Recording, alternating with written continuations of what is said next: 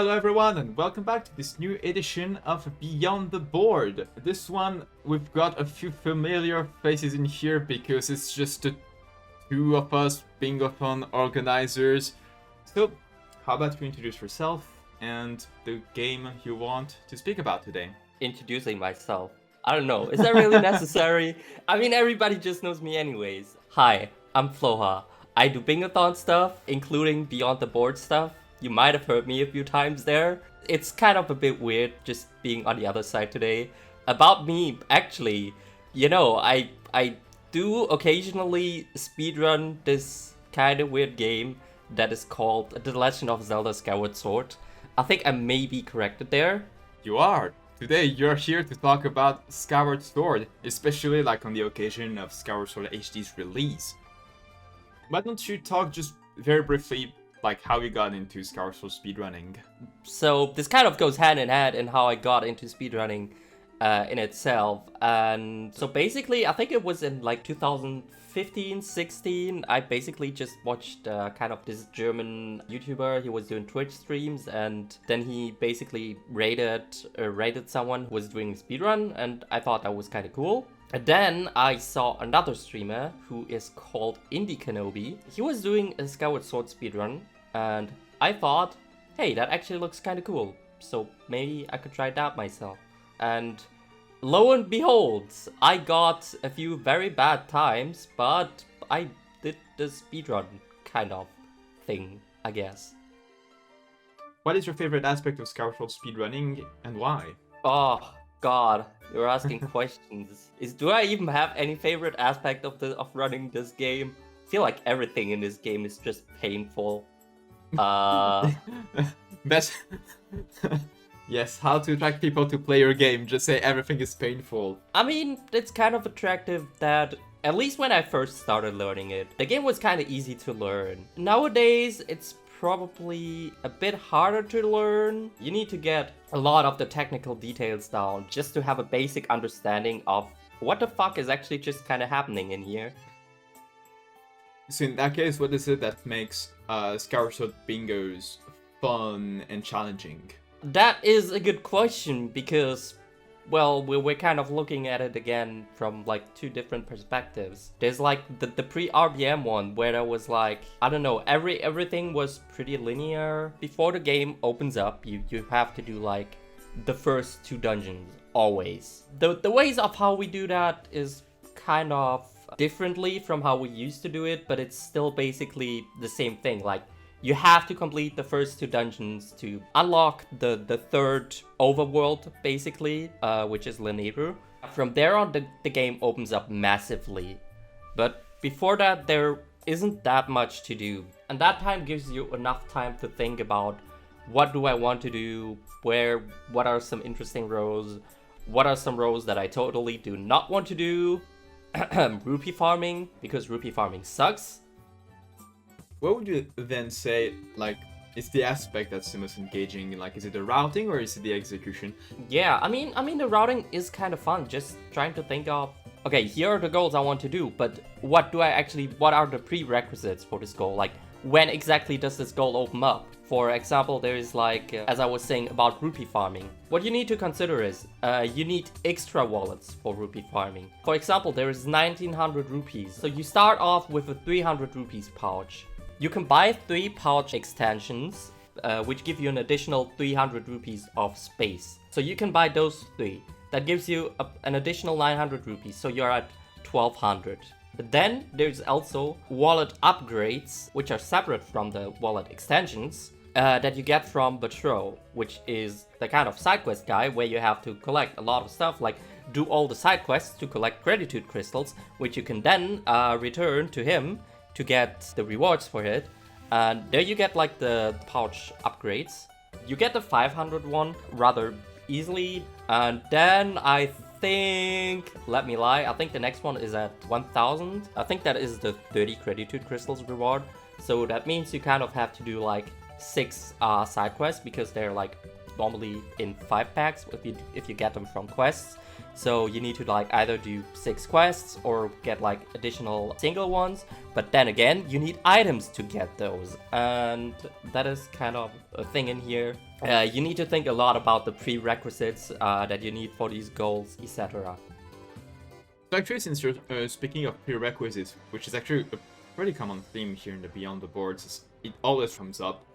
Like, oh my, it's almost like all bingos have a common theme. Exactly. Who would have thought? In general, how much does back in time affect bingos, if that makes sense? A lot. There are some goals which are normally quite late in the game. For example, there are goals like get the bottle in Fire Sanctuary. Fire Sanctuary is the 6th dungeon in the game. Normally, you would get to Fire Sanctuary within, I don't know, in a casual playthrough, depending on your knowledge of the game. It may very well take up to like 5 or even 10 hours. If you don't want to sit there for forever, you definitely have to know your tricks and how to get stuff out of the way. For example, to get to this dungeon, you need to get the item, which is the Fire Shield earrings, which you get usually from the trial. So to do that, we need to RBM the trial. So I've talked a lot about RBM, but I never really explained it. Without going into too much technical details here, yeah, it's basically a very powerful glitch that lets us do a lot of things out of order. So basically it allows us to interact with the environment in a different way.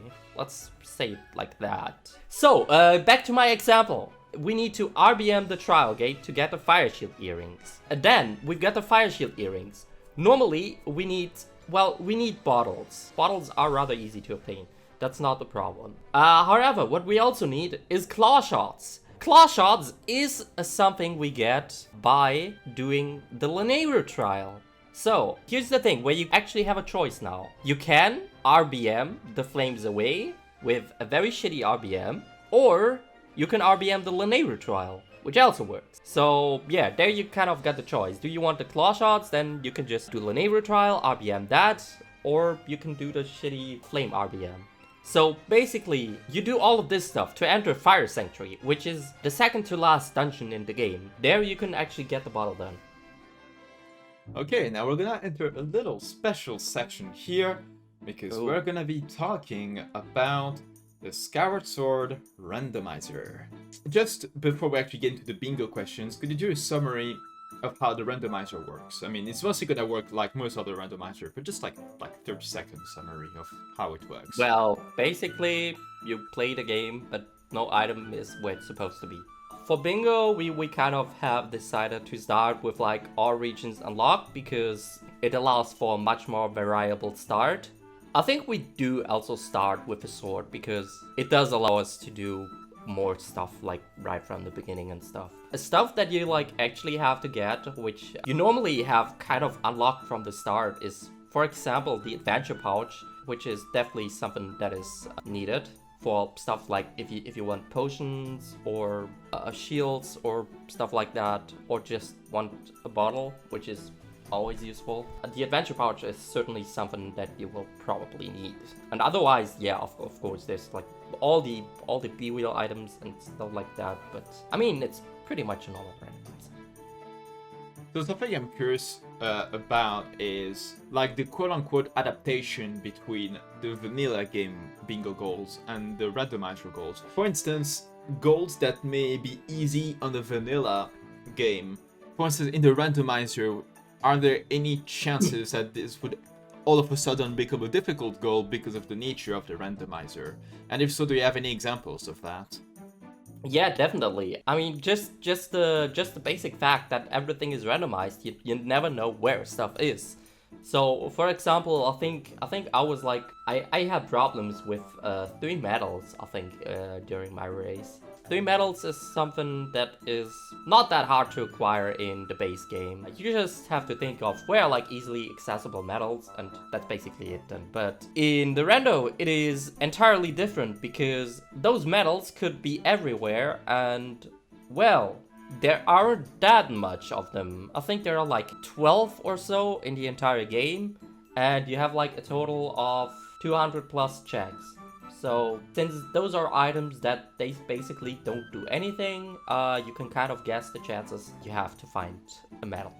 Now I'm gonna flip that question and ask, are there any goals or any types of goals that actually become easier with the randomizer? I guess once again, it depends on the item placement. If you get like a late game item pretty early, then that kind of opens up a lot of stuff and makes stuff easier. I mean, it's also, in rando you kind of have the, as opposed to what I said to vanilla, where you have to like do the first 2 dungeons to open all regions. In rando you already have all the regions open from the start, which makes like for a much more open playground to play with basically.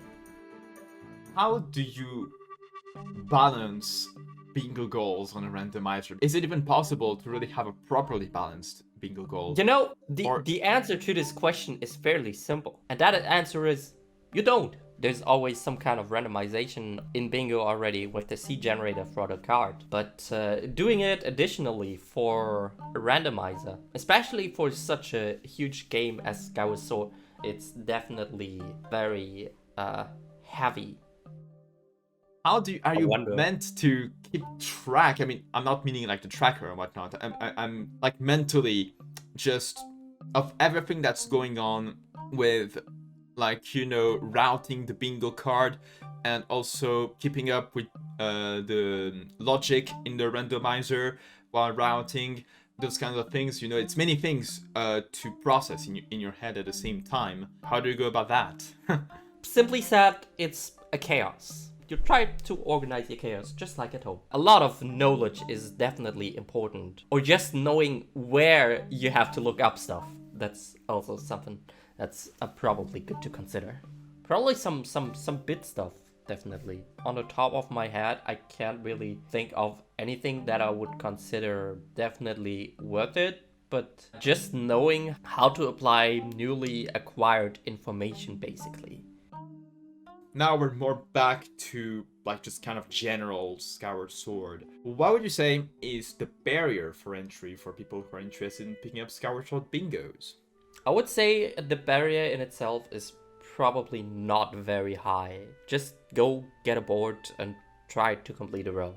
I'm not saying you're gonna be very successful in that, but that is definitely the best way to go for it. If you do it, you're gonna realize what are the mistakes I made.